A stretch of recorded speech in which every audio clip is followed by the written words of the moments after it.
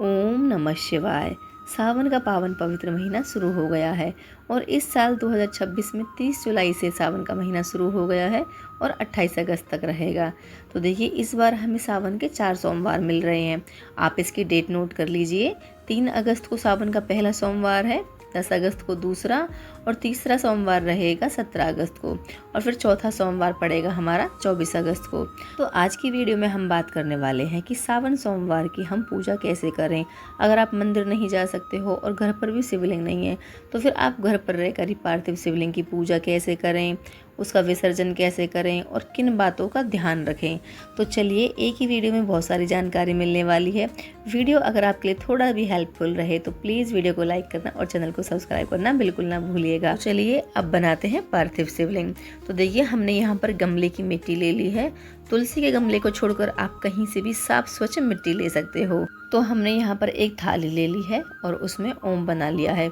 देखो एक बात ध्यान रखना, जब आप शिवलिंग बनाओगे तो थाली आप खाने वाली मत लेना, जिसमें आप भोजन करते हो वो नहीं लेना। आप नई थाली ले सकते हो या फिर जो आपने पूजा के लिए बना रखी हो वो थाली ले लें। अब हम ओम के ऊपर एक बेलपत्री रख के उसके ऊपर शिवलिंग बनाएंगे। अगर आप चाहो तो देखिए इसके ऊपर आप अक्षत भी रख सकते हो, फिर शिवलिंग का निर्माण कर सकते हो सकता है आपको बहुत अच्छे से शिवलिंग बनानी आती हो, लेकिन अगर आपको बनानी नहीं आती है तो भी चिंता करने की कोई ज़रूरत नहीं है।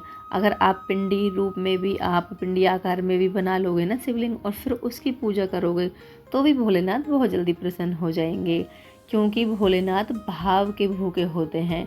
और देखिए अगर आप सच्चे मन से उनकी पूजा सेवा करोगे ना तो भोलेनाथ बहुत जल्दी प्रसन्न हो जाएंगे। तो देखिए हमारी शिवलिंग बनकर तैयार हो गई है। तो चलिए अब पूजा शुरू करते हैं। सबसे पहले आप उत्तर या पूर्व दिशा की तरफ मुंह करके बैठ जाएं और देखिए चौकी लगा लें। चौकी पर आप साफ स्वच्छ कपड़ा बिछा लें, जैसे कि लाल, सफ़ेद या पीले रंग का जो कपड़ा होता है ना, हम पूजा में यूज करते हैं। और देखिए सावन का महीना है, आप चाहो तो हरे रंग का कपड़ा भी बिछा सकते हो। अगर आपके पास सिर्फ परिवार की कोई तस्वीर है तो आप वो विराजमान कर लें, और अगर नहीं है तो आप केवल शिवलिंग की पूजा भी कर सकते हो। अगर आपके पास कोई चुंदरी है तो माता को आप चढ़ा सकते हो, नहीं तो आप वस्त्र रूपी कलावा समर्पित कर दें।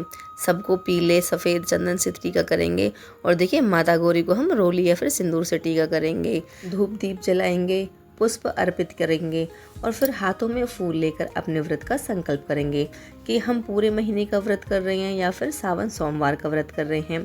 देखिए अपना नाम और गोत्र बोलकर कहें, हे महादेव, मैं जिस विधि से भी पूजा कर रही हूँ और मेरी पूजा में अगर कोई गलती हो जाए तो मुझे अज्ञानी समझकर मेरी पूजा को और मेरे व्रत को स्वीकार करें और मेरी मनोकामना पूरी करें। ऐसा बोलकर अपने हाथों में लिए हुए फूलों को भोलेनाथ के चरणों में छोड़ दें।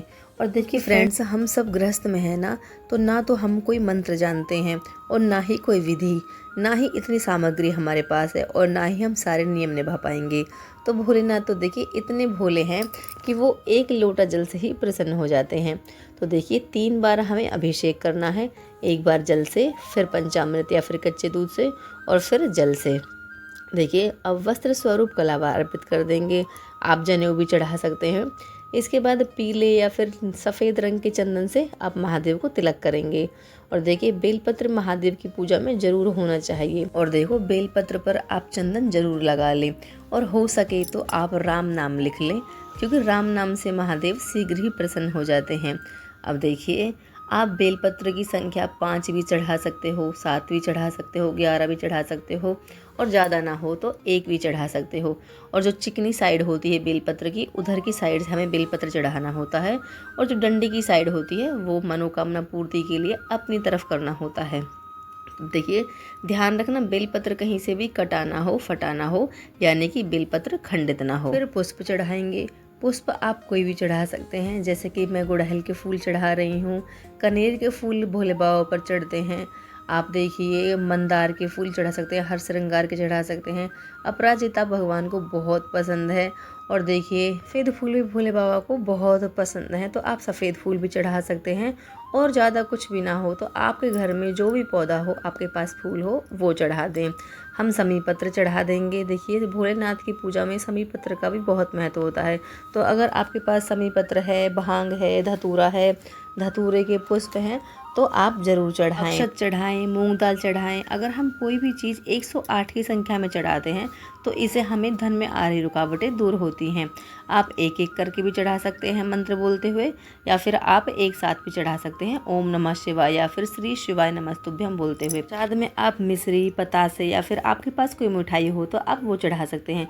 शनि दोष से राहत के लिए आप काले तिल चढ़ा सकते हैं, काले उड़द चढ़ा सकते हैं। ऋतु के अनुसार आपके पास जो भी फल हो आप फल चढ़ाएं। इसके अलावा आप जौ चढ़ा सकते हैं, गेहूं चढ़ा सकते हैं, चने की दाल हो तो आप वो चढ़ा सकते हैं। जो सामग्री आपके पास हो वो चढ़ाएं। और देखिए कुछ ज़्यादा भी नहीं है ना आपके पास, तो सिर्फ 1 लोटा जल ले लें, थोड़ा सा कच्चा दूध ले लें और टीका चंदन कर दें, अक्षत चढ़ा दें। और देखिए बेलपत्री का भोलेनाथ की पूजा में होना बहुत ज़रूरी है। देखिए हम लौंग कपूर से आरती कर लेंगे। और देखिए पूजा में हमें दक्षिणा जरूर चढ़ानी होती है। अगर पूरे सावन की आप पूजा कर रहे हो तो आप देखिए 1 रुपया ही चढ़ाएं, लेकिन चढ़ाए ज़रूर। और फिर जब भी सावन की पूर्णिमा आएगी तो इनको आप इकट्ठा करके मंदिर में दान कर सकते हो या फिर किसी ज़रूरतमंद को भी दे सकते हो। और देखिए अगर आप पैसे ज़्यादा चढ़ा रहे हो तो आपको रोज़ाना कोई मिल जाता है तो आप डेली के डेली उन्हें दान कर सकते हो। देखो जब आप सावन के पहले सोमवार को व्रत करोगी तो आप माता पार्वती को श्रृंगार की कुछ वस्तुएं अर्पित करना, जैसे कि बिंदी हो गई, चूड़ी हो गई, सिंदूर हो गया। और फिर प्रसाद रूप में आप इसे खुद भी अपने पास रख सकती हो और इस्तेमाल कर सकती हो। आप चाहो तो किसी सुहागिन महिला को, जैसे कि आपकी सास, नंद या फिर जेठानी है, आप उनको भी दे सकती हो। शिव चालीसा करें, शिव महापुराण का पाठ करें, शिव स्तोत्र करें। भोलेनाथ की पूजा में डमरू बजाना बहुत अच्छा माना जाता है। अगर आपके पास डमरू है तो आप जरूर बजाएं। काल हर, कष्ट हर, दुख हर, दारिद्र हर, रोग हर, सर्व पाप हर। ओम नमः पार्वते पत नमः, हर हर महादेव शिव शंभु। तो इस तरह से अपनी पूजा को संपन्न करें और पूजा में रही किसी भी गलती के लिए क्षमा याचना जरूर करें। अब देखो जब आपका दिया शांत हो जाएगा ना, तो जब आपको करना है शिवलिंग का विसर्जन। देखो अगर आपके घर के पास कोई नदी है, तालाब है, तो आप उन्हें वहाँ ले जाएं और विसर्जन कर दें। लेकिन सबके पास नदी तालाब नहीं होते हैं तो आप घर में ही इस तरह से विसर्जन कर सकते हो। तो देखो हमारी मिट्टी सॉफ्ट थी तो आसानी से ही हमारा विसर्जन हो गया है। लेकिन अगर आपकी मिट्टी जम गई है, टाइट हो जाती है, तो आप क्या करेंगे कि कोई बर्तन हो, जैसे कि भगोना है, बाल्टी है, उसमें साफ जल भर लें और शिवलिंग को अपने हाथ से उठाकर उसमें विसर्जित कर दें। और जो भी सामग्री है, जैसे कि हमारे भोलेनाथ पे हमने जो वस्त्र रूपी कलावा समर्पित किया है उसे भी हम इसमें डाल देंगे। और जो भी फूल पत्तियां हमने समर्पित की हैं वो सब हम इसमें ही डाल देंगे। तो देखो घंटे 2 घंटे में मिट्टी घुल जाएगी और तुलसी का पौधा छोड़कर आप किसी भी पौधे गमले में इसे डाल सकते हो। और देखो पीपल के वृक्ष में अगर आप इसे डालते हो तो सर्वोत्तम है, इससे हमारा पितृदोष समाप्त होता है। और देखो आपको रोज़ बेलपत्र नहीं मिलता है तो आप इसमें से निकाल कर रख लें और अगले दिन धोकर आप फिर इसे चढ़ा दें, तो बेलपत्र बासी नहीं माना जाता है। देखो आप शाम की पूजा करो या सुबह की करो तो इसमें स्नान करना तो अनिवार्य है। तो देखो बहुत से लोग कहते हैं कि शाम की पूजा के बाद तो रात हो ही जाती है और रात में विसर्जन नहीं किया जाता, तो फिर क्या करें। तो देखो आप घर पर किसी बर्तन में विसर्जन कर दें और अगली सुबह हो तो आप कहीं भी साफ स्वच्छ जगह पर आप इसे विसर्जित कर सकते हो। ध्यान रखना महिलाओं को पीरियड्स में भूल कर भी ये पूजन नहीं करना है। अगर किसी सोमवार को पीरियड्स की प्रॉब्लम आ जाती है तो आप वो सोमवार छोड़ दें। इसी के साथ मैं आशा करती हूँ कि इस वीडियो में दी गई जानकारी आपके लिए हेल्पफुल रही होगी। तो प्लीज़ वीडियो को लाइक करें, चैनल को सब्सक्राइब करें। अगर इससे संबंधित आपके पास कोई भी कमेंट या सजेशन हो तो प्लीज़ हमें लिखें। ज्ञान बांटने से बढ़ता है, इसलिए वीडियो को ज़्यादा से ज़्यादा शेयर करें। Please like, share and subscribe. Thank you. Radhe Radhe.